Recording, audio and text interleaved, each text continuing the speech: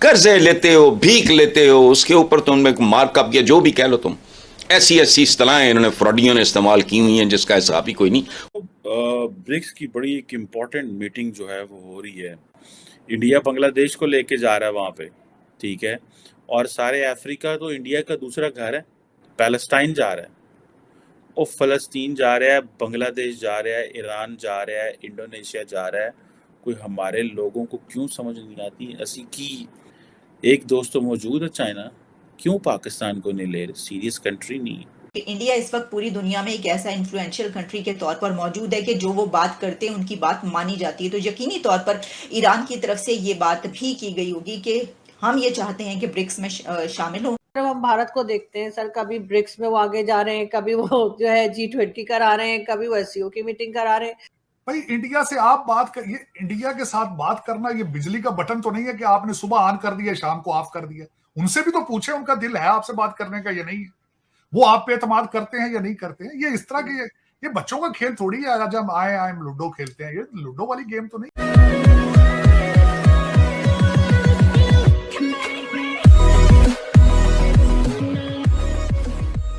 नमस्कार दोस्तों, अब यहाँ पर बात हो रही है ब्रिक्स समिट के बारे में कि भाई इंडिया जो है, मतलब जैसे मैंने अपने प्रीवियस वीडियो में कहा था कि तकरीबन 40 कंट्री वहाँ पर शामिल होने वाले हैं। 5 मेन कंट्रीज है ब्रिक्स के, उसके अलावा टोटल अगर आप मिला लो तो 40 कंट्री वहाँ पर शामिल होने वाले हैं। अब वहाँ पर होता यह है कि जो भी समिट यहाँ पर ऑर्गेनाइज करता है वो अपने हिसाब से दूसरे कंट्रीज़ को भी बुलाता है।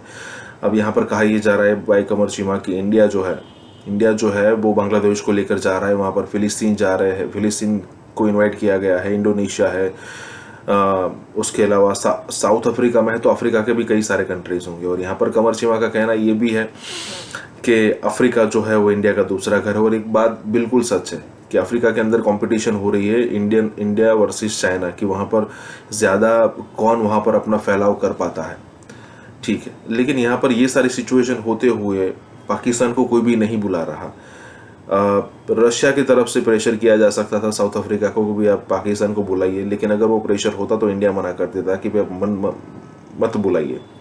अब हो ये रहा है कि जो चीज़ मतलब पाकिस्तान को हंसी आ रही थी कि इंडिया हमको आइसोलेट नहीं कर सकता, वो खुद इतने आइसोलेट है कि कोई और कंट्री भी खुद के दम पर तो कहीं नहीं जा रहे, लेकिन कोई और कंट्री भी सपोर्ट करना चाहे तो नहीं कर पा रहा है क्योंकि इंडिया प्रेशर कर रहा है उन सारे कंट्रीज को।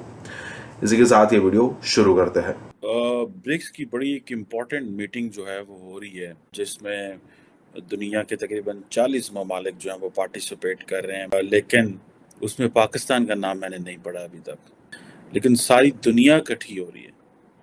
और आपको पता है ब्रिक्स बेसिकली जो Brazil, Russia, India, China and south Africa 5 ममालिक जो हैं, ये एक इनके ग्रुप है जिसकी बातें ये चल रही हैं कि वो इसको एक्सपैंड करने जा रहे हैं।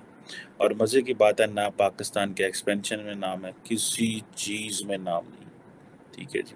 अब ये सारी की सारी इमर्जिंग इकोनॉमीज़ हैं सब, और सुनने में ये आ रहा है कि 22 से 24 अगस्त के बीच में ये हो रही है जोहान्सबर्ग में। और मज़े की बात यह है कि जिसे वो बोलते हैं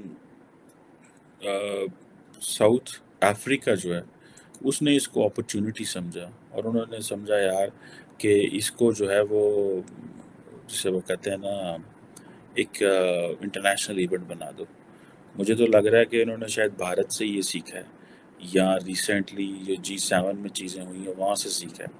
भारत से ये सीखा कि वो किस तरह एक सेमी पेरिफेरल कंट्री होके वो किस तरह G20 को इंटरनेशनलाइज कर रहा है एंड ग्लोबल साउथ को मोबिलाइज कर रहा है, और अपने फाड़े पंजाबी कहते हैं अपने वटे खाना। एटलीस्ट एक दोस्त तो मौजूद है चाइना, चलो ज़्यादा नहीं है, ठीक है, एक दोस्त तो मौजूद है चाइना, क्यों पाकिस्तान को नहीं ले रहे? सीरियस कंट्री नहीं है। पैलेस्टाइन जा रहा है, वो फ़लस्तीन जा रहा है, बांग्लादेश जा रहा है, ईरान जा रहा है, इंडोनेशिया जा रहा है। कोई हमारे लोगों को क्यों समझ नहीं आती असी की इंडिया बांग्लादेश को लेके जा रहा है वहाँ पे, ठीक है।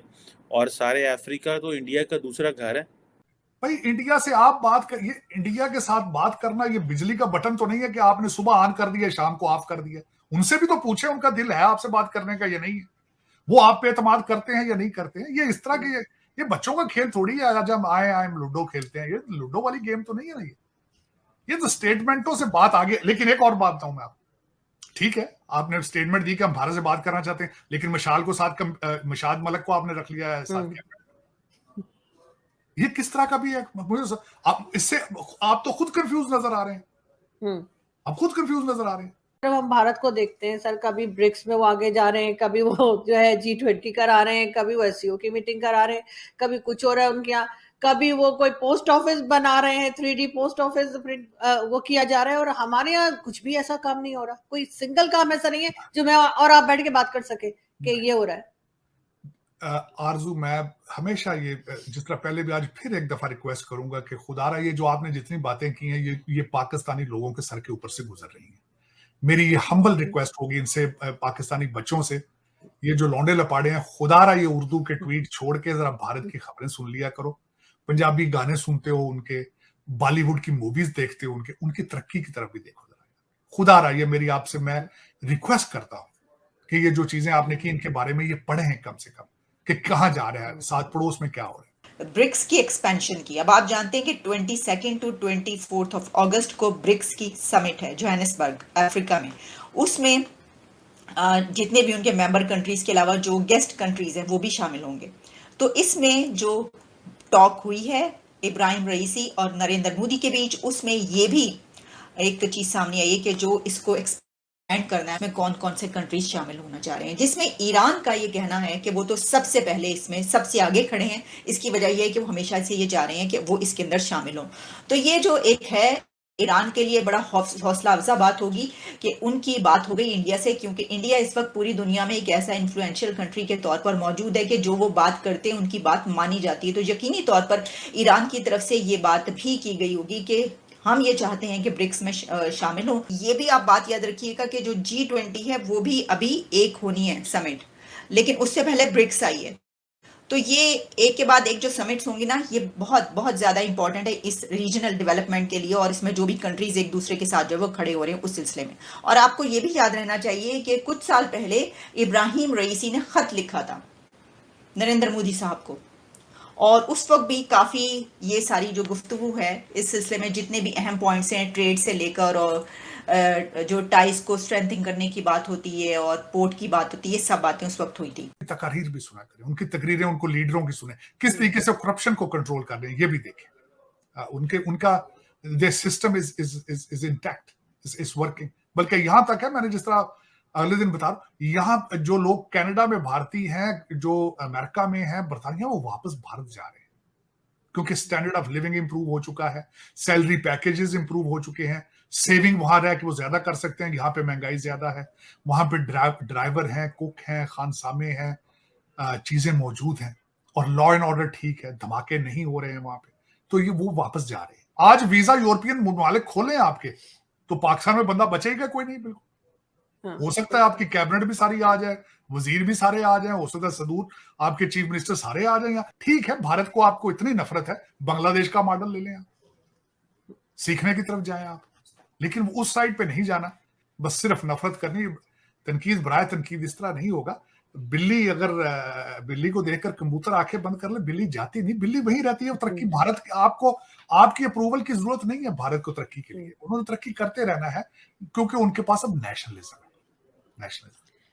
हमने सर ये नफरतें ही कर करके अपना ये हाल किया है। अगर हम शुरू से ही थोड़ा सा बैलेंस रहते और अच्छे ताल्लुकात रखते हर कंट्री के साथ जिसका बॉर्डर हमारे साथ लगता है, तो शायद कुछ बेहतर होता। आज अफगानिस्तान भी हमें पसंद नहीं करता और चाइना भी बर्दाश्त कर रहा है। कब चाइना भी एक तरफ हो जाएगा कुछ पता नहीं बर्दाश्त करता। उसकी मैं बताता हूँ। अगले दिन आपको जब आपने काकड़ साहब को लिया है, उसकी लेने की वजह यही थी चाइनीज को खुश करने के लिए, ग्वादर के प्रोजेक्ट को। लेकिन उसी दिन उनकी चाइनीज इंजीनियर्स की गाड़ी के ऊपर फायरिंग हुई थी और शाम को चाइनीज एम्बेसी ने बड़ा लेटर लिख दिया था।